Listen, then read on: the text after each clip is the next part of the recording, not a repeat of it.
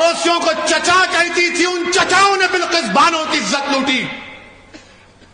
وہ بلقیس بانو جس کے ہاتھ میں چوڑیاں تھیں، اس نے اس کی عزت لوٹنے والوں کی دکان سے اس وقت چوڑیاں پہنی ہوئی تھی، اس نے اس کی بلقیس بانو کی عزت لوٹی. بلقیس بانو حاملہ تھی جب اس کی عزت لوٹی گئی.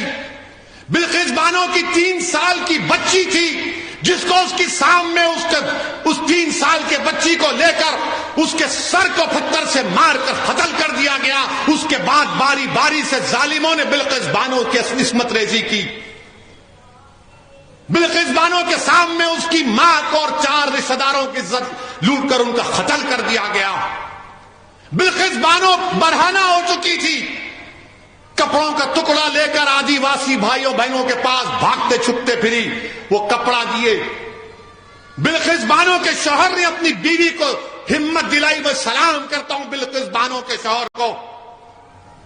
اللہ مسلمان شوہروں کو بلقیس بانو کے شوہر سے حوصلہ حاصل کرو کہ اس نے اپنی بیوی کے انصاف کے لیے اپنے بیوی کے ہر طرح سے مدد کی.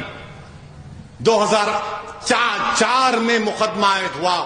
پولیس بلقیس بانو کی کہانی کو یقین نہیں کر رہی تھی. بلقیس بانو نے پولیس کے خلاف کیس کیا. میڈیکل ڈاکٹروں نے جھوٹی رپورٹ دی، بلقیس بانو نے ان کے خلاف رپورٹ کی، مقدمہ کیا. اس کا مقدمہ گجرات سے باہر ممبئی میں ہوا. ٹرائل کورٹ میں سزا ہوئی، پھر بمبے ہائی کورٹ میں ان کو سزا دی گئی. میرے عزیز دوستوں اور بزرگوں، 75 سال کی آزادی کا امرت اتسو منا رہے ہیں اور بھارت کی ایک بیٹی کے ساتھ اس طرح کا سلوک کر دیا جاتا ہے کہ اگر کسی کی بیٹی کی عزت لوٹی جائے گی اور اس کو کہا جائے گا کہ کیا تم راضی ہو کہ تمہاری بیٹی کی عزت لوٹی گئی، اس کی بیٹی کو قتل کر دیا گیا، اس کے پیٹ میں جو حمل تھا وہ ضائع ہو گیا، اس کو چند سال کے بعد چھوڑ دیا جائے گا، تم راضی ہو؟ تو کوئی باپ، کوئی ماں، کوئی بھائی، کوئی بہن تیار نہیں ہوگی، کوئی انسان تیار نہیں ہوگا.